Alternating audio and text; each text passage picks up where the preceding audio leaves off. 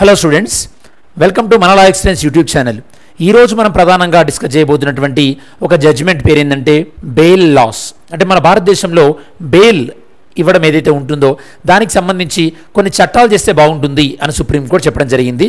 దానికి సంబంధించి ఈ యొక్క మీకు ఫోటోలో కనిపిస్తున్నటువంటి ఇద్దరు జడ్జిలు ఈ జడ్జిమెంట్ని ఇచ్చారు.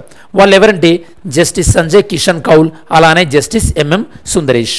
వీళ్ళు ఇచ్చినటువంటి జడ్జిమెంట్ గురించి మనం ఈరోజు డిస్కస్ చేయడం జరుగుతుంది. సరే, ఈ వీడియోలో మనం బేసిక్గా ఏం డిస్కస్ చేయబోతున్నామంటే అసలు వీళ్ళు ఇచ్చినటువంటి జడ్జిమెంట్ ఏంటి, అలానే బెయిల్ అంటే ఏంది, బెయిల్తో పాటు మనకి బెయిల్లో డిఫరెంట్ వెరైటీస్ ఉంటాయి. మనకి రెగ్యులర్ బెయిల్ అని, దాంతోపాటు ఇంటరిమ్ బెయిల్ అని, అలానే ఈ యొక్క యాంటిసిపేటరీ బెయిల్ అని, స్టాచ్యూటరీ బెయిల్ అని, వాటికి మధ్యలో తేడా అయింది. అలానే కాగ్నిజబుల్ అఫెన్స్ ఏంటి, నాన్ కాగ్నిజబుల్ అఫెన్స్ ఏంటి, బెయిలబుల్ అఫెన్స్ ఏంటి, నాన్ బెయిలబుల్ అఫెన్స్ ఏంటి, అలానే బెయిల్కి పెరోల్ కూడా వినుంటారు మీరు, బెయిల్కి పెరోల్కి మధ్యలో తేడా అయింది. అలానే ఈ యొక్క జడ్జిలు ఏమన్నారంటే యూకేలో సిస్టమ్ బాగుంది అంటున్నారు. మరి యూకేలో బెయిల్ గురించి ఏం చెప్తుంది, అలానే మన సుప్రీంకోర్టు ఇంకేమేమి అభిప్రాయపడింది, అంటే ఇంకా ఏ విధంగా ఎలాంటి చర్యలు తీసుకోమంటుంది సుప్రీంకోర్టు. అలానే ఈ యొక్క బెయిల్లో కొన్ని వయలేషన్ జరగడం వల్ల కాన్స్టిట్యూషన్లో ఈ యొక్క ప్రజలకు ఉన్నటువంటి ఎలాంటి రైట్స్ అనేవి వైలేట్ అవుతుంది, ఇవన్నీ కూడా మనం డిస్కస్ చేయడం జరుగుతుంది. ఓకే, సో దాంతోపాటు సుప్రీంకోర్టు యొక్క బెయిల్ విషయంలో ఎలాంటి రిఫార్మ్స్ సూచించింది, ఎలాంటి సంస్కరణలు సూచించింది అనేది కూడా మనం డిస్కస్ చేయడం జరుగుతుంది స్టూడెంట్స్. ఇది మనకి సిలబస్ పాయింట్ ఆఫ్ వ్యూలో యూపీఎస్సీలో అయితే కనుక పేపర్ 2, అలానే టీఎస్పీఎస్సీలో అయితే కనుక పేపర్ 3లో, అలానే ఏపీపీఎస్సీలో అయితే కనుక పేపర్ 3లో యూజ్ అవుతుంది మెయిన్స్ పాయింట్ ఆఫ్ వ్యూలో. సరే, మరి ఫస్ట్ మనం కాన్సెప్ట్ ఏందని మీకు ఎక్స్ప్లెయిన్ చేస్తాను స్టూడెంట్స్. కాన్సెప్ట్ ఏంటంటే ఈ యొక్క బెయిల్ లా, కాన్సెప్ట్ పేరు ఏంటంటే బెయిల్ లా, బెయిల్కి సంబంధించినటువంటి చట్టాలు. ఫస్ట్ మీకు ఇదంతా అర్థం కావాలంటే ఏదైనా ఫస్ట్ మీకు అర్థం కావాల్సింది ఫస్ట్ అఫెన్స్ అంటే మీనింగ్ ఏంటంటే ఏదైనా తప్పు చేయడం. అఫెన్స్, ఒక వ్యక్తి తప్పు చేసినట్టయితే కనుక అతన్ని మనం ఏమంటామంటే అక్యూజ్డ్ అంటాం స్టూడెంట్స్. అక్యూజ్డ్ అంటే నేరం ఆరోపించబడినటువంటి వ్యక్తి, నేరస్తుడు కాదు, అక్యూజ్డ్. ఎవరైతే అక్యూజ్డ్ ఉంటారో వాళ్ళని అరెస్ట్ చేయడం జరుగుతుంది పోలీస్ ఆఫీసర్స్. మరి అరెస్ట్ అనేది పోలీస్ ఆఫీసర్ వారెంట్తోనే చేయొచ్చు, లేదా వారెంట్ లేకుండా కూడా చేయొచ్చు. నో వారెంట్ లేకుండా చేయొచ్చు. వారెంట్ లేకుండా ఎలాంటి సందర్భాల్లో చేస్తుంటారు అంటే ఈ యొక్క అఫెన్స్ అనేది cognizable offence. Okay, cognizable offence అంటే చాలా తీవ్రమైనటువంటి నేరం ఉందనుకోండి, అప్పుడు కాగ్నిజబుల్ అఫెన్స్, వారెంట్ లేకుండా అరెస్ట్ చేయొచ్చు. వారెంట్ ఖచ్చితంగా ఎప్పుడు చేయాలి, నాన్ కాగ్నిజబుల్ అఫెన్స్ అంటే పెద్దగా సో సీరియస్ అఫెన్స్ చేయనప్పుడు అప్పుడు నాన్ కాగ్నిజబుల్ అఫెన్స్ అంటారు. అప్పుడు ఖచ్చితంగా పోలీస్ ఆఫీసర్ వారెంట్తోనే అరెస్ట్ చేయాల్సి ఉంటుందన్నమాట. వారెంట్ లేకుండా అరెస్ట్ చేసేది మనకి ఈ యొక్క సిఆర్పిసిలో సెక్షన్ 40 చెప్తుంది స్టూడెంట్స్. సిఆర్పిసిలో సెక్షన్ 40 ఒక ఏ సందర్భంలో యొక్క వారెంట్ లేకుండా అరెస్ట్ చేయొచ్చు చెప్తుంది. సరే, మరి అరెస్ట్ అయిపోయిన తర్వాత మనం ఏం చేస్తాం, అరెస్ట్ అయిపోయిన తర్వాత ఆ పర్సన్ని ఎక్కడ ఇంట్రడ్యూస్ చేస్తారు, జనరల్గా కోర్టులో ఇంట్రడ్యూస్ చేస్తారు. మీకు క్వశ్చన్ స్టూడెంట్స్, ఇక్కడ ఒక వ్యక్తిని అరెస్ట్ చేసిన తర్వాత వితిన్ 24 అవర్స్ లోపల కోర్టులో లేదా దగ్గర ఎవరైనా మెజిస్ట్రేట్ జడ్జి ఉంటే జడ్జి ముందు హాజరుపరచాలని ఏ ఆర్టికల్ చెప్తుంది, మీరు ఆన్సర్ చేయండి. ఏ ఆర్టికల్ చెప్తుంది? సరే, కోర్టులో ఇంట్రడ్యూస్ చేస్తాం. కోర్టు ఏం చెప్తుందంటే అతన్ని ఫర్దర్గా పోలీస్ కస్టడీలో ఉంచాలా, అంటే పోలీసుల దగ్గరనే కస్టడీలో ఉంచొచ్చా, లేకపోతే అతన్ని జ్యుడిషియల్ కస్టడీకి పంపాలా, అంటే ఈ యొక్క జైల్లో ఉంచాలా, జ్యుడిషియల్ కస్టడీ. ఒకవేళ ఆ వ్యక్తి కనిపించింది అనుకోండి, ఏమని, నాకు పోలీసుల నుంచి ప్రాణహాని ఉంది, పోలీసులను చంపే అవకాశం ఉంది అనుకున్నప్పుడు ఈ యొక్క కోర్టు ఏం చేస్తుందంటే అతన్ని జ్యుడిషియల్ కస్టడీకి పంపుతుంది. అంటే జైల్లో ఉంచుతారు, అక్కడ వాళ్ళకి ప్రొటెక్షన్ ఎక్కువ ఉంటుంది. పోలీస్ కస్టడీ అంటే లాకప్ డెత్ జరిగే అవకాశం ఉంటుంది కదా, జైబీ మూవీ మీరు చూశారు కదా. ఇలా ఇది జరిగిన తర్వాత నెక్స్ట్ ఏమవుతుంది, నెక్స్ట్ ఇన్వెస్టిగేషన్ జరుగుతుంది. ఇన్వెస్టిగేషన్ జరిగిన తర్వాత అప్పుడేమవుతుంది, కోర్టు విచారణ మొత్తం జరుపుతుంది. దాన్ని మనం ట్రయల్ అంటారు అనమాట, ట్రయల్ స్టేజ్. ఒకసారి కోర్టు విచారణ అయిపోయిన తర్వాత కోర్టు శిక్ష విధిస్తుంది, దాన్ని మనం కన్విక్షన్ అంటారు. శిక్ష విధిస్తుంది. ఒకవేళ శిక్షలో జైలు శిక్ష ఉందనుకోండి, దాన్ని మనం సెంటెన్స్ అంటాం. ఇది ఈ యొక్క వివిధ రకాలైనటువంటి స్టేజెస్. ఇప్పుడు ఈ యొక్క జడ్జిలు ఏం అభిప్రాయపడుతున్నారంటే మన భారతదేశంలో కొంతమందిని అరెస్ట్ చేస్తున్నారు. అరెస్ట్ చేసిన తర్వాత మీకు ఇక్కడ ఒక విషయం, అరెస్ట్ చేసిన తర్వాత కోర్టులో ప్రవేశపెట్టే ముందు ఆ వ్యక్తి ఓకే నేను మళ్ళీ తిరిగి హాజరవుతా కోర్టుకి అని చెప్పేసి పోలీస్ అరెస్ట్ నుంచి బయటకు రావచ్చు. దాన్ని మనం బెయిల్ అంటారు. బెయిల్ అంటే ఈ యొక్క వ్యక్తికి స్వేచ్ఛగా తిరిగేటటువంటి హక్కు ఉంటుంది. దాన్ని మనం బెయిల్ అంటారు అనమాట. బెయిల్ మనకి రెండు విధాలుగా ఉంటుంది స్టూడెంట్స్. బెయిల్ అరెస్ట్ చేసిన తర్వాత పోలీస్ ఆఫీసరే ఇవ్వచ్చు. ఎలాంటి విషయాలంటే కనుక నాన్ కాగ్నిజబుల్ అఫెన్స్ ఉంటాయి.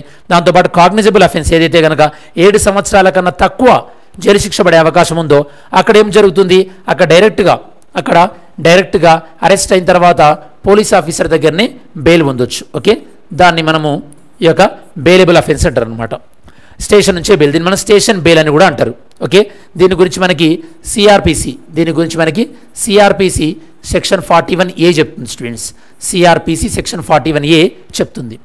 అదే కొన్నిసార్లు ఈ యొక్క నాన్ బెయిలబుల్ అఫెన్స్ ఉంటుంది. చాలా సివియర్ క్రైమ్ అనుకోండి, అంటే లైక్ ఇప్పుడు కాగ్నిజబుల్ అఫెన్స్ అని చెప్పాను కదా, ఇలాంటి సివియర్ క్రైమ్ అనుకోండి, అప్పుడేం జరుగుతుందంటే కోర్టు మాత్రమే బెయిల్ ఇస్తుంది. పోలీస్ ఆఫీసర్ బెయిల్ ఇవ్వడానికి లేదు. ఇప్పుడు కోర్టు ఏం చెప్తుందంటే చాలా కేసులలో, ఈవెన్ బెయిల్ వచ్చేటటువంటి కేసులలో కూడా ఈ యొక్క పోలీస్ ఆఫీసర్లు అన్యాయంగా అరెస్ట్ చేస్తున్నారు. అంటే పోలీస్ ఆఫీసర్లకి మేము ఇదివరకు ఒక జడ్జిమెంట్లో చెప్పాం. సుప్రీంకోర్టు ఏం చెప్పిందంటే Arnav Kumar versus state of బీహార్లో ఒక జడ్జిమెంట్లో చెప్పాం. మేము ఏం జడ్జిమెంట్ చెప్పామంటే కనుక బెయిల్ ఇచ్చే అవకాశం ఉన్నప్పుడు ఒక వ్యక్తిని అరెస్ట్ చేయకుండా ఫస్ట్ ఆ వ్యక్తికి నోటీస్ పంపాలి. సెక్షన్ 41A ఏం చెప్తుందంటే కనుక ఒక వ్యక్తిని అసలు ఈ సెక్షన్ 41A ఎందుకు తీసుకొచ్చారో చెప్తాను ఒకసారి.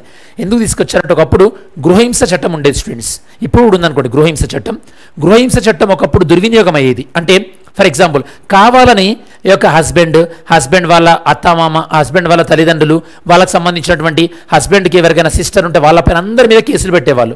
కేసులు పెట్టినప్పుడు ఏం జరిగేది, వాళ్ళని పోలీసులు అరెస్ట్ చేసేవాళ్ళు. ఓకే ఇలా అరెస్ట్ చేసినప్పుడు ఏమవుతుంది, సమాజంలో వాళ్ళ పేరు పోతుంది, దాంతోపాటు వాళ్ళకి వ్యక్తిగత స్వేచ్ఛకి భంగం కలుగుతుంది. ఇదంతా బాలేదని చెప్పేసి సెక్షన్ 41A తీసుకొచ్చారు. సెక్షన్ 41A ఏం చెప్తుంది, ఒక వ్యక్తి చేసినటువంటి తప్పు ఏదైతే ఉంటుందో ఆ తప్పుకి 7 సంవత్సరాల కన్నా తక్కువ జైలు శిక్ష పడే అవకాశం ఉంటే కనుక పోలీస్ ఆఫీసర్ ఏం చేయాలి, పోలీస్ ఆఫీసర్ ఫస్ట్ నోటీస్ పంపాలి. అంటే ఫర్ ఎగ్జాంపుల్ మీ బ్రదరు ఎవరైనా వరకట్న కేసు ఎదుర్కొంటున్నారు అనుకోండి, కాసేపు అందులో మీ పేరు కూడా ఉందనుకోండి, అంటే మీ బ్రదర్ యొక్క వైఫ్ మీ పేరు కూడా ఇంక్లూడ్ చేసింది అనుకోండి కంప్లైంట్లో, అప్పుడు జనరల్గా పోలీస్ ఆఫీసర్లు మీకు సెక్షన్ 41A ప్రకారం నోటీసులు పంపుతారు. ఓకే మీ పేరు ఇలా ఉంది, మిమ్మల్ని అనుమానిస్తున్నాము, మీరు వచ్చి మీ యొక్క ఎక్స్ప్లెనేషన్ చెప్పుకోండి అని. ఎక్స్ప్లెనేషన్ చెప్పుకున్న తర్వాత మీరు స్టేషన్ నుంచే బెయిల్ తీసుకోవచ్చు. దీన్ని మనం స్టేషన్ బెయిల్ అంటాం. ఓకే కోర్టు ఏం చెప్తుంది, స్టేషన్ బెయిల్ ఇవ్వాల్సిన చోట్ల కూడా, దాంతోపాటు పోలీస్ ఆఫీసర్ బెయిల్ ఇవ్వాల్సిన చోట్ల కూడా, పోలీస్ ఆఫీసర్ వారెంట్ లేకుండా అరెస్ట్ చేయకూడని సందర్భాలలో కూడా పోలీస్ ఆఫీసర్లు అరెస్ట్ చేస్తున్నారు. కాబట్టి ఏం చేయాలి, భారతదేశం మొత్తం కూడా ఈ యొక్క బెయిల్ సంబంధించి ఒక అందరికీ సమానంగా అప్లికేబుల్ అయ్యేటటువంటి చట్టం తీసుకురండి అని కోర్టు చెప్తుంది. మరి చట్టం ఎందుకు తీసుకురామని కోర్టు చెప్తుంది, ఎందుకంటే కనుక మన భారతదేశంలో బెయిల్ అనేది ఒక్కొక్క రాష్ట్రంలో ఒక్కొక్క విధంగా అమల్లో ఉంది. అలా ఎందుకు ఉంది అని మీకు డౌట్ రావచ్చు. ఎందుకు ఉంది అంటే కనుక మన భారతదేశంలో లా అండ్ ఆర్డర్ అనేది ఏ పరిధిలోకి వస్తుంది, స్టేట్ లిస్ట్, రాష్ట్రాల పరిధిలోకి వస్తుంది. కాబట్టి ఒక్కో రాష్ట్రంలో ఒక్కో విధంగా ఉంది. మరి కోర్టు ఏం చెప్తుంది, ఒకే రకమైనటువంటి కోర్టు వివిధ రాష్ట్రాల్లో పనిష్మెంట్ వివిధ విధంగా ఇస్తే అది మనకి ఈక్వాలిటీ బిఫోర్ జస్టిస్, అంటే చట్టం ముందు అందరూ సమానులే అన్న భావానికి వ్యతిరేకంగానే ఉంటుంది కదా. కాబట్టి కోర్టు ఏం చెప్తుందంటే భారతదేశం మొత్తం ఈ యొక్క బెయిల్కి సంబంధించినటువంటి చట్టం ఒక యూనిఫామ్గా ఉండాలి. అంటే ఈ యొక్క బెయిల్ ఏదైతే ఉందో దానికి సంబంధించినటువంటి యూనిఫామ్ లా ఒకటి తీసుకురండి అని చెప్తున్నారు. యూనిఫామ్ లా అనే దాన్ని ఒకటి తీసుకొని రండి అని చెప్తున్నారు. దీనివల్ల అందరికీ సమానమైనటువంటి జస్టిస్ ఉంటుంది. ఇలాంటి చట్టం అనేది ఆల్రెడీ యూకేలో ఒకటి ఉంది స్టూడెంట్స్. యూకే నుండి మనం చాలా పాపులర్గా మనం యూకే నుంచి తీసుకుంది ఏంటంటే ఈక్వాలిటీ బిఫోర్ లా, చట్టం ముందు సమానులే, ఈక్వాలిటీ బిఫోర్ లా అనేదాన్ని తీసుకున్నాం స్టూడెంట్స్. అదే మనము యూఎస్ఏ నుండి ఈక్వల్ ప్రొటెక్షన్ ఆఫ్ లా అని తీసుకున్నాం. ఈక్వల్ ప్రొటెక్షన్ ఆఫ్ లా అని మనం తీసుకోవడం జరిగింది. ఈక్వల్ ప్రొటెక్షన్ ఆఫ్ లా అనేదాన్ని మనం తీసుకున్నాం. Very very important. ఇలా చట్టం ముందు అందరూ సమానులే అన్నటువంటి భావన మనకి రూల్ ఆఫ్ లాలో ఒక భాగం స్టూడెంట్స్. రూల్ ఆఫ్ లా అనేదాన్ని ఒక భాగం. మరి రూల్ ఆఫ్ లా ఎవరు ప్రతిపాదించారు, ఆన్సర్ చేయండి. రూల్ ఆఫ్ లా ఎవరు ప్రతిపాదించారో ఆన్సర్ చేయండి స్టూడెంట్స్. సరే, ఈ విధంగా కోర్టు చెప్తున్నారు. దాంతోపాటు ఇక్కడ మీరు ఇంకొక విషయం గుర్తుపెట్టుకోవాలి ఇంతకుముందు స్లైడ్లో ఏంటంటే అంటే కోర్టులో విచారణను ఎదుర్కొంటున్నటువంటి ఖైదీలు ఉన్నారు కదా, వీళ్ళని మనం ఏమంటామంటే అండర్ ట్రయల్ అంటాం. Under trial. మరి మన భారతదేశంలో అండర్ ట్రయల్ యొక్క సమస్య ఎక్కువ ఉంది. దీనికి కారణాలు ఏందో మీరు ఆన్సర్ చేయండి స్టూడెంట్స్ కమెంట్లో. మన భారతదేశంలో అండర్ ట్రయల్స్ అంటే విచారణ ఎదుర్కొంటున్నటువంటి ఖైదీలు చాలామంది జైల్లో ఉంటున్నారు. ఎలా దీని సమస్య ఎంత తీవ్రంగా ఉందంటే, ఫర్ ఎగ్జాంపుల్ ఒకవేళ మీరు అరెస్ట్ కాబడ్డారనుకోండి, మీరు అరెస్ట్ కాబడినటువంటి ఈ యొక్క నేరం ఏదైతే ఉందో దానికి నార్మల్గానైతే 3 సంవత్సరాలు జైలు శిక్ష పడుతుంది అనుకోండి. కొంతమంది ఈ యొక్క జైల్లోనే విచారణను ఎదుర్కొంటూనే వాళ్ళు 5 సంవత్సరాలు 6 సంవత్సరాలు ఉన్నారు. అంటే వాళ్ళకి నిజంగా జైలు శిక్ష పడినా కూడా వాళ్ళు అంతకన్నా తొందరగానే బయటకు వచ్చేవాళ్ళు. అంటే ఇలాంటి సమస్య ఎక్కువగా ఉంది మన భారతదేశంలో, under trial cases. Okay, so దీన్ని కూడా మనం తగ్గించవచ్చు. ఏ విధంగా? ఈ యొక్క బెయిల్ ఇచ్చే టైంలో బెయిల్ ఇచ్చేసినాం అనుకోండి, వాళ్ళని జైల్లో పెట్టాల్సిన పని ఉండదు. జైళ్ళలో ఉన్నటువంటి ఈ యొక్క కంజెషన్ ఏదైతే ఉంటుందో, జైళ్ళ పైన ఉన్నటువంటి ఒత్తిడి ఏవైతే ఉంటుందో దాన్ని తగ్గించవచ్చు. అంటే ఈ యొక్క యూనిఫామ్ బెయిల్ లా మనకి గ్రూప్ 1 పాయింట్ ఆఫ్ వ్యూలో కానీ ఇవన్నీ యూనిఫామ్ బెయిల్ లా వల్ల ఉండేటటువంటి ప్రయోజనాలు ఏమున్నాయి స్టూడెంట్స్? యూనిఫామ్ బెయిల్ లా వల్ల ఉండేటువంటి ప్రయోజనాలు ఏంటంటే ఈ యొక్క ప్రిజన్ అంటే జైళ్ళల్లో ప్రిజన్స్లో ఉండేటటువంటి ఓవర్ క్రౌడింగ్ ఏదైతే ఉంటుందో, అంటే ఓవర్ క్రౌడింగ్ ఏదైతే ఉందో దాన్ని మనం తగ్గించవచ్చు. Very very important. సెకండ్, దాంతోపాటు ఈ యొక్క వ్యక్తి యొక్క పర్సనల్ లైఫ్ అండ్ లిబర్టీని మనం కాపాడవచ్చు. ఓకే, దాంతోపాటు ఈ యొక్క వ్యక్తి ఇల్లీగల్గా అరెస్ట్ కాకుండా ఆర్టికల్ 20 అలానే ఆర్టికల్ 20 ఇల్లీగల్గా శిక్ష పడకుండా ఒక వ్యక్తికి, అలానే ఇల్లీగల్గా అరెస్ట్ కాకుండా ఆర్టికల్ 22 వీటిని కూడా మనం సమర్థవంతంగా ఇంప్లిమెంట్ చేయొచ్చు. ఓకే, దాంతోపాటు ఈ మధ్యలో మనకి UAPA దాంతోపాటు సెడిషన్ అంటే రాజద్రోహం లాంటి కేసులు ఎక్కువగా మిస్యూజ్ అవుతున్నాయి. వీటి ద్వారా వీటి యొక్క మిస్యూజ్ను కూడా మనము తగ్గించవచ్చు. ఈ విధంగా దేశమంతటా ఒకే రకమైనటువంటి బెయిల్ లా ఉంటే కనుక ఇలాంటి ప్రయోజనాలు ఉంటాయని చెప్తున్నారు. మరి మన కాన్సెప్ట్ మొత్తం అర్థమైంది కాబట్టి ఒకసారి నోట్స్ చెక్ చేస్తే ఈజీగా ఉంటుంది స్టూడెంట్స్ మీకు కూడా. ఓకే, సో ఫస్ట్ చూద్దాం మనము. రీసెంట్గా సుప్రీంకోర్టు జడ్జిమెంట్ చెప్పింది ఇండియా మొత్తం మీద ఒకే రకమైనటువంటి బెయిల్ లా ఉంటే బాగుంటుందని. సో అలా చెప్తూ మేము ఇంతకుముందు ఒక జడ్జిమెంట్ ఇచ్చాము, అదేంటంటే Satender Kumar until versus CBI. ఇందులో కూడా సో దానికి సంబంధించిన జడ్జిమెంట్ను కూడా సుప్రీంకోర్టు యూజ్ చేయడం జరిగింది. నెక్స్ట్, బెయిల్ అంటే ఏంది? నేను మీకు ఇందాక చెప్పినట్టు so conditional release of A person who is under arrest. అంటే ఎవరైతే పోలీసుల కస్టడీ ఉన్నారో వాళ్ళని కండిషన్ మీద అరెస్ట్ చేస్తారు. ఏమని? నేను ఎక్కడికి పారిపోను, మళ్ళీ కోర్టు విచారణకి నేను వస్తాను అని చెప్పేసి అలా కండిషన్ మీద ఇస్తే దాన్ని మనం బెయిల్ అంటాం. ఓకే, నేను మీకు ఎక్స్ప్లెయిన్ చేశాను. అలానే ఏ చట్టాలైతే కనుక ఏ విషయంలోనైతే కనుక ఒక వ్యక్తికి బెయిల్ పొందే హక్కు ఉంటుందో దాన్ని మనం బెయిలబుల్ అఫెన్స్ అంటాం. ఓకే, అదే నాన్ బెయిలబుల్ అఫెన్స్ అంటే ఇది సీరియస్, ఓన్లీ కోర్టు మాత్రమే బెయిల్ ఇస్తుంది. బెయిలబుల్ అఫెన్స్లో SIలు కూడా బెయిల్ ఇవ్వచ్చు, లేదా SHO స్టేషన్ హౌస్ ఆఫీసర్ కూడా బెయిల్ ఇవ్వచ్చు. కాగ్నిజబుల్ అంటే సీరియస్ అఫెన్స్ చెప్పాను, నాన్ కాగ్నిజబుల్ సీరియస్ అఫెన్స్ కాదు. కాంపౌండబుల్ అఫెన్స్ అంటే మీరు ఫర్ ఎగ్జాంపుల్ ఫైన్ కట్టి కానీ, ఓకే, లేదా మీరు అవతల వ్యక్తితో కాంప్రమైజ్లోకి వచ్చి కానీ మీరు ఆ ఇష్యూను సెటిల్ చేసుకోవచ్చు. నాన్ కాంపౌండబుల్ అంటే సీరియస్ అఫెన్స్ అనమాట. అంటే ఫర్ ఎగ్జాంపుల్ మీరు ఒక వ్యక్తిని ఎవరినైనా రేప్ కేసులో ఉన్నప్పుడు కొంతమంది కుల పెద్దలందరూ కూడా పంచాయతీ చేసి నువ్వు ఒక 50,000 ఇచ్చేసేసి అని అంటారు. అట్లాంటివి రాంగ్, ఎందుకంటే అవన్నీ కూడా నాన్ కాంపౌండబుల్ అఫెన్స్ కాబట్టి. Okay, next types of bails. Regular bail అంటే జనరల్గా మీరు కోర్టు ద్వారా తెచ్చుకునే బెయిల్ కానీ స్టేషన్లో ఇచ్చే బెయిల్ కానీ రెగ్యులర్ బెయిల్ అంటారు. ఇంటర్మ్ బెయిల్ అంటే ఏంటంటే తాత్కాలికంగా, అంటే బెయిల్ పొందడానికి తగిన టైం లేదనుకోండి, చాలా షార్ట్ డ్యూరేషన్ టైం ఉందనుకోండి, అప్పుడు తాత్కాలికంగా మనం ఇంటర్మ్ బెయిల్ పొందుతాం. అలానే యాంటిసిపేటరీ బెయిల్ అంటే మిమ్మల్ని ఏదైనా అరెస్ట్ చేసే అవకాశాలు ఉన్నాయని మీకు ముందుగానే అర్థమైందనుకోండి, అప్పుడు మిమ్మల్ని అరెస్ట్ చేయకుండా ముందుగానే తీసుకొచ్చుకుంటే యాంటిసిపేటరీ బెయిల్ అంటారు. యాంటిసిపేషన్ అంటే ముందస్తు.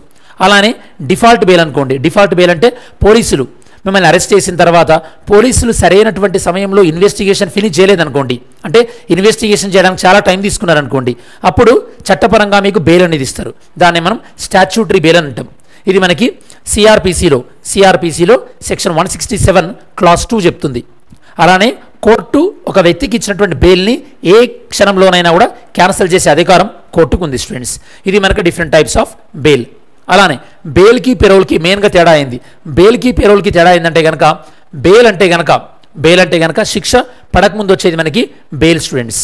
ఓకే, లేదా ఒక వ్యక్తి సో ప్రిజన్ సెంటెన్స్ సర్వ్ చేస్తున్నప్పుడు. కాకపోతే పెరోల్ మాత్రం ఖచ్చితంగా కూడా ఒక వ్యక్తి శిక్షను ఎదుర్కొంటున్న సమయంలో పెరోల్ అనమాట. పెరోల్ అంటే సో ఒక వ్యక్తి ఫర్ ఎగ్జాంపుల్ శిక్షను ఎదుర్కొంటున్నటువంటి ఖైదీ, ఫర్ ఎగ్జాంపుల్ తన యొక్క ఫాదర్ చనిపోయినా, మదర్ చనిపోయినా, తన యొక్క అంతిమ ఈ యొక్క కార్యక్రమాల కోసం వాళ్ళు బయటకు రావాల్సి ఉంటుంది కదా, అలాంటి టైంలో పేరోల్ ఇస్తారనమాట. ఇది కండిషనల్ రిలీజ్ ఫ్రమ్ జైల్. ఇక బెయిల్ కూడా conditional release from jail. Okay, అదే ప్రొబేషన్ అనుకోండి, ఫస్ట్ టైం ఎవరైనా తప్పు చేశారనుకోండి, వాళ్ళకి శిక్ష పడితే వాళ్ళని జైల్లో పెట్టకుండా వాళ్ళకి ఏం చెప్తారంటే, మీరు ఎక్కువ ఇది అమెరికాలో చూస్తుంటారు జనరల్గా, వాళ్ళకి ఏం చెప్తుంటారంటే రెగ్యులర్గా పోలీస్ ఆఫీసర్కి డైలీ కాల్ చేసి చెప్పాలి నువ్వు ఎక్కడున్నావు అనేది, డైలీ సిగ్నేచర్ చేసిపోవాలి అంటుంటారు. అంటే ఇక్కడ జైల్ అనేది యూజ్ చేయం జనరల్గా. సో పెరోల్ అంటే మీకు అర్థమైంది కదా, పెరోల్ అంటే ఈ యొక్క ఆల్రెడీ జైలు శిక్ష అనుభవిస్తున్న వ్యక్తికి. అదే మనకి బెయిల్ అంటే నార్మల్గానైతే కనుక సో ఎక్కువ అంటే విచారణ ఇంకా జైలు శిక్ష ఖరారు కాకముందు దాన్ని మనం బెయిల్ అంటాం స్టూడెంట్స్. ఓకే, ఇది ప్రధానంగా బెయిల్కి పెరోల్కి ఉన్నటువంటి తేడా. అలానే ప్రొబిషన్ ఏంటంటే కనుక జనరల్గా ఎవరైతే కనుక జైలుకు పంపించకుండా అతన్ని స్ట్రిక్ట్గా మానిటర్ చేస్తుంటాం. ఈ జనరల్గా ఫస్ట్ టైం తప్పు చేసిన వాళ్ళకి ఈ యొక్క ప్రొబిషన్ అనేది ఉంటుంది స్టూడెంట్స్. నెక్స్ట్, ఏ కండిషన్లో బెయిల్ ఇస్తారు బెయిలబుల్ అఫెన్స్లో అంటే ఒక వ్యక్తిని మీరు అరెస్ట్ చేస్తారు, మీరు ఎస్ఐ అనుకోండి ఫర్ ఎగ్జాంపుల్, మీరు అరెస్ట్ చేశారు. ఏ టైంలో మనకు జనరల్గా బెయిల్ ఇస్తుంటాం, ఏ టైంలో అంటే కనుక జనరల్గా అక్యూజ్డ్ సీరియస్ అఫెన్స్ చేయనప్పుడు, దాంతోపాటు ఈ యొక్క ఫర్దర్ ఇంక ఎంక్వైరీ అవసరం ఉంది, ఇతను కంప్లీట్గా తప్పు చేసిందని మనకు తెలియదు, అట్లాంటి సందర్భాల్లో. దాంతోపాటు ఈ యొక్క అక్యూజ్డ్ చేసిన తప్పు ఏదైతే ఉందో అది దానికి పెద్ద శిక్ష పడే అవకాశం లేదనుకోండి, అంటే శిక్ష 10 సంవత్సరాల కన్నా తక్కువ లేదా 7 సంవత్సరాల కన్నా తక్కువ శిక్ష పడే అవకాశం ఉన్నప్పుడు అతనికి జనరల్గా బెయిల్ అనేది ఇస్తారు బెయిలబుల్ అఫెన్స్లో. అదే కొన్ని సందర్భాల్లో నాన్ బెయిలబుల్ అఫెన్స్లో కూడా బెయిల్ ఇస్తారు. నాన్ బెయిలబుల్ అఫెన్స్లో బెయిల్ ఎవరిస్తారు? సో పోలీస్ ఆఫీసర్ ఇస్తారా, కోర్టు ఆర్డర్ ఇస్తుందా? కోర్టు ఇస్తుంది.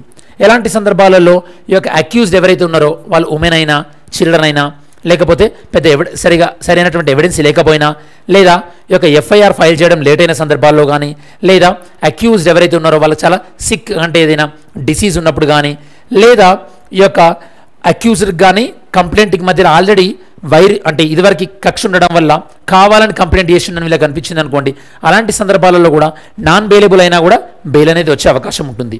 సో ఇవన్నీ సందర్భాల్లో బెయిల్ అనేది ఇస్తారు students. Okay, next, what is bail law in the యూకేలో మీకు ఇందాక చెప్పినట్టు దేశం మొత్తానికి కూడా ఒకే రకమైనటువంటి బెయిల్ చట్టాలు ఉన్నాయి స్టూడెంట్స్. అలానే సుప్రీంకోర్టు ఏం చెప్పింది, మన ఇండియా మొత్తం ఒకే బెయిల్ లా ఉండాలి, అలానే కోర్టులు ఇచ్చేటటువంటి జడ్జిమెంట్ యూనిఫామ్గా ఉండాలి, దాంతోపాటు అరెస్టులు ఇష్టం వచ్చినట్టు చేయడానికి వీల్లేదు. అలానే బెయిల్ అప్లికేషన్ అంటే లైక్ సిఆర్పిసిలో సెక్షన్ 88 కానీ, అంటే ఇది జనరల్గా మీరు ఎస్ఐలు కానీ కానిస్టేబుల్ కానీ వీడియో చూసేవాళ్ళు ఎవరైనా నా స్టూడెంట్స్ మీరు జనరల్గా చూస్తే కనుక సిఆర్పిసిలో సెక్షన్ 88 కానీ, సెక్షన్ 170, సెక్షన్ 204, సెక్షన్ 209 ప్రకారం అరెస్ట్ చేసినట్టయితే మళ్ళీ నిందితుడు సపరేట్గా బెయిల్ కోసం అప్లికేషన్ పెట్టుకోవాల్సిన పని లేదు, అతనికి బై డిఫాల్ట్గా బెయిల్ అనేది ఇవ్వవలసి ఉంటుంది సపరేట్ అప్లికేషన్ లేకుండా. దాంతోపాటు అన్ని స్టేట్స్ కూడా డైరెక్షన్ ఇవ్వడం జరిగింది. ఎందుకు స్టేట్స్కి డైరెక్షన్ ఇచ్చారు? లా అండ్ ఆర్డర్ అనేది స్టేట్ పరిధిలోకి వస్తుంది కాబట్టి. అలానే ఐపీసీని మనకి సజెస్ట్ చేసింది ఎవరంటే కనుక ఫస్ట్ లా కమిషన్ బ్రిటిష్ టైంలో 1860. అలానే సిఆర్పిసి ఎప్పుడైనా గుర్తుపెట్టుకోండి, ఏ తప్పుకి ఏ శిక్ష అని చెప్పేది ఐపీసీ, ఆ శిక్షను ఎలా అమలు చేయాలని చెప్పేది సిఆర్పిసి అనేది 1973లో ఇంప్లిమెంట్ చేయడం జరిగింది స్టూడెంట్స్. నెక్స్ట్, నేను మీకు ఆల్రెడీ చెప్పాను, అరెస్టులో ఒకవేళ ఇల్లీగల్ జరిగిన ఒక వ్యక్తికి అంటే తప్పుగా శిక్ష పడిన అప్పుడు ఆ వ్యక్తి యొక్క ఆర్టికల్ 20, 21, 22 అనేది వయలేషన్కి గురవుతాయి స్టూడెంట్స్. మరి ఫైనల్గా వే ఫార్వర్డ్ ఏంటంటే మన భారతదేశంలో ప్రజలకి చట్టాలపైన అవగాహన కల్పించాలి. ఏ విధంగా అవగాహన కల్పించాలి? ఏ సందర్భంలో పోలీసులు అరెస్ట్ చేయొచ్చు, ఏ సందర్భంలో అరెస్ట్ చేయకూడదు, అలానే విక్టిమ్స్ ఎవరైతే ఉన్నారో విక్టిమ్స్కి ఉన్నటువంటి రైట్స్ ఏంటి, అక్యూజ్డ్ ఉన్నటువంటి రైట్స్ ఏంటి. ఓకే, విక్టిమ్ అంటే బాధితుడు, అక్యూజ్డ్ అంటే నిందితుడు. అలానే ఈ యొక్క పోలీస్ ఫోర్స్ ఎవరైతే ఉన్నారో అందులో మహిళల్ని ఇంక్లూడ్ చేయాలి. దాంతోపాటు సో ఇంక్లూడ్ చేయడం వల్ల ఏమవుతుంది, ఉమెన్ని అరెస్ట్ చేసినప్పుడు వాళ్ళు కొద్దిగా సెన్సిటివ్తో బిహేవ్ చేసే అవకాశం ఉంటుంది. అందుకోసం ఈ మధ్యలో ప్రతి పోలీస్ స్టేషన్లో కూడా ఒక ఉమెన్ కానిస్టేబుల్ని ఉంటున్నారు. ఇది మనకు తెలిసినటువంటి విషయమే. మన నెక్స్ట్ ప్రాక్టీస్ క్వశ్చన్ చూసినట్టయితే కనుక with reference to India considering the following statements, ఇండియాకి సంబంధించినటువంటి ఈ స్టేట్మెంట్స్ని మీరు చూసి ఇందులో ఏది రైటో చెప్పండి. జుడిషియల్ కస్టడీ అంటే accused in the custody of the concern magistrate and such accused is locked up in police station not in jail. బాగా ఆలోచించి చెప్పండి. Next, during judicial custody police officer incharge of the case is not allowed to interrogate the suspect without the approval of the court. ఇవి రెండు జాగ్రత్తగా ఆలోచించి answer ఏంది అనేది చెప్పండి స్టూడెంట్స్. నెక్స్ట్, మెయిన్స్ క్వశ్చన్ ఏంటంటే large number of the poor Dalits people from the minority communities are in jail. చాలామంది under ట్రయల్గా ఉన్నారు because of a property based bail system. అంటే బెయిల్ కావాలంటే మనం మనీ ఇవ్వాలి కదా, దానివల్ల పూర్ చాలామంది సరిగ్గా అంటే చాలా వేగంగా న్యాయాన్ని పొందలేకపోతున్నారు. దీని గురించి మీరు ఆన్సర్ రాయండి. అంటే అండర్ ట్రయల్ అంటే డెఫినేషన్ ఏంది, దాంతోపాటు సో ఎవరెవరు దీన్ని సరిగా ఈ యొక్క బెయిల్ పొందలేకపోతున్నారు దీనికి సంబంధించి. మరి వీడియో ఏం చేసే కన్నా ముందు మనం ఈ వీడియోలో మెయిన్గా డిస్కస్ చేసిన విషయాలు ఏంటి స్టూడెంట్స్ అంటే, అసలు ఈ యొక్క సైకిల్ మొత్తం నేను మీకు ఎక్స్ప్లెయిన్ చేసా, కావాలంటే మీరు స్క్రీన్ షాట్ తీసుకోండి. ఓకే, సో తప్పు చేసినప్పుడు అక్యూజ్డ్ అని ఎవరంటారు, అరెస్ట్ చేసిన తర్వాత వారెంట్ ఎప్పుడు, నో వారెంట్ ఎప్పుడు, cognizable offence, non cognizable offence, court, judicial custody, police custody, under trial, convicted, sentence. ఏ సందర్భంలో నాన్ బెయిలబుల్ అఫెన్స్ అంటే కోర్టు మాత్రమే బెయిల్ ఇస్తుంది, బెయిలబుల్ అఫెన్స్ అంటే పోలీస్ ఆఫీసర్ కూడా బెయిల్ ఇవ్వచ్చు. దాంతోపాటు సెక్షన్ 41A ప్రకారము నోటీస్ ఇష్యూ చేయాలి, ముందుగా డైరెక్ట్గా అరెస్ట్ చేయకూడదు. దాంతోపాటు సో ఈ యొక్క కోర్టు అన్ని స్టేట్లని ఇంప్లిమెంట్ చేయమన్నది, ఎందుకంటే లా అండ్ ఆర్డర్ అనేది స్టేట్ లిస్ట్లోకి వస్తుంది. అలానే యూనిఫామ్ బెయిల్ లా అనేది యూకేలో ఉంది. ఈ సందర్భంలో మనం రూల్ ఆఫ్ లా కూడా తీసుకున్నాం. దాంతోపాటు ఇలా యూనిఫామ్గా బెయిల్ లా ఉండడం వల్ల ఉన్నటువంటి అడ్వాంటేజెస్ ఏందో కూడా మనం డిస్కస్ చేయడం జరిగింది. ఎందుకు యూనిఫామ్ బెయిల్ లా కావాలంటున్నామో కూడా డిస్కస్ చేయడం జరిగింది. ఇది స్టూడెంట్స్ ఓవరాల్గా మనకి ఒక బెయిల్ లాకు సంబంధించినటువంటి సమగ్రమైనటువంటి విశ్లేషణ.